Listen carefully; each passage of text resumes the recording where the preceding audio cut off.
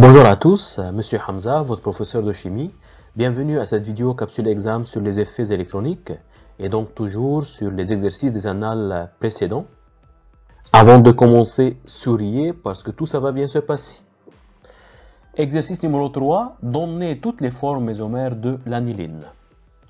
Donc je vous rappelle, l'aniline, on a une benzène pour laquelle un atome d'hydrogène a été substitué par le groupement amine, NH2.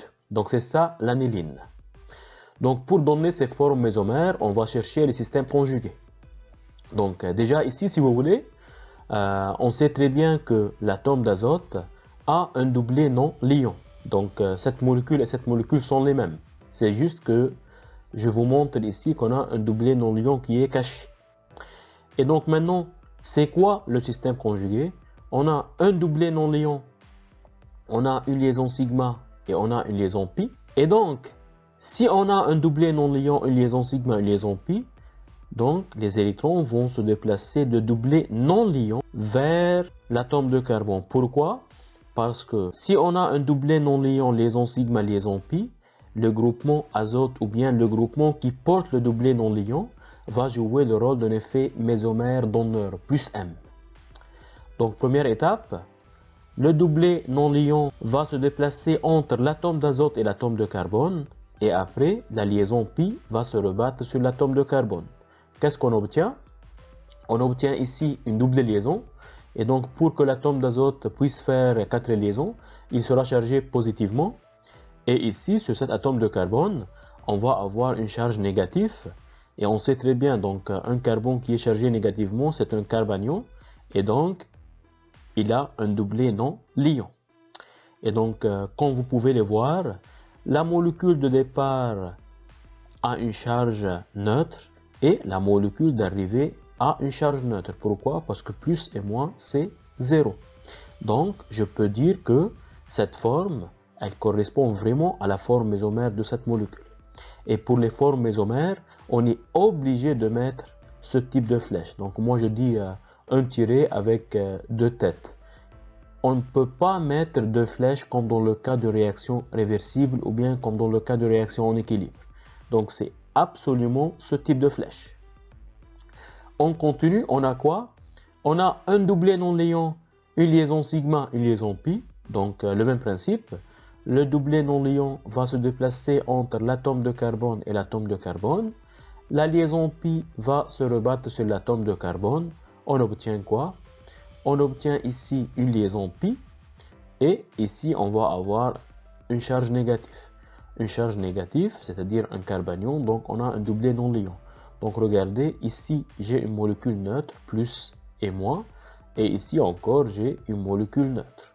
Et toujours, on n'oublie pas ce type de flèche. On continue, donc toujours on a un système conjugué doublé non-liant, liaison sigma, liaison pi. Donc le doublé non-liant va se déplacer entre ces deux atomes de carbone et la liaison pi va se rebattre sur l'atome de carbone. Et dans ce cas-là, on obtient quoi? On obtient ici une double liaison et donc ici la liaison qui s'est rabattue sur l'atome de carbone. Donc, on obtient une charge négative et donc un carbanion avec un doublé non-liant. Donc là encore, on a une molécule neutre et la molécule de départ, c'est une molécule neutre, sans oublier le flèche. On continue encore, on ne peut pas s'arrêter parce qu'il me demande de donner toutes les formes mésomères. Donc, on a un doublé non-liant, une liaison sigma, une liaison pi. Donc le doublé non-liant va se déplacer entre l'atome de carbone et l'atome de carbone qui est là. Et ici, la liaison pi va se rebattre sur l'atome d'azote. On obtient quoi? On obtient donc ici une double liaison qui est là. Et dans ce cas-là, le NH2 devient neutre. Donc ici, j'ai une molécule qui est neutre en totalité. Et ici, j'ai une molécule qui est neutre. Donc, regardez, on est parti de cette molécule aniline, on a obtenu la même molécule, c'est juste, si vous voulez, les électrons qui sont changés. Donc, ici, on avait une double liaison entre l'atome de carbone numéro 1 et le carbone numéro 2.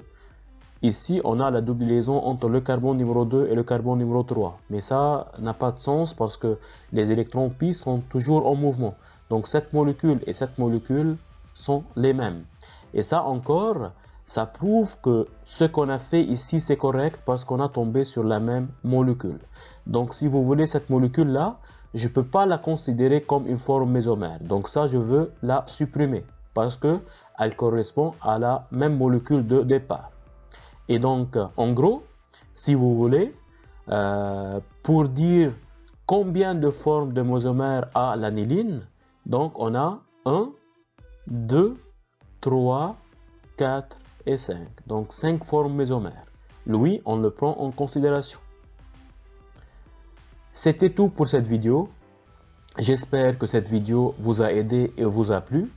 Merci de me laisser un petit commentaire et un pouce dans l'air pour nous supporter.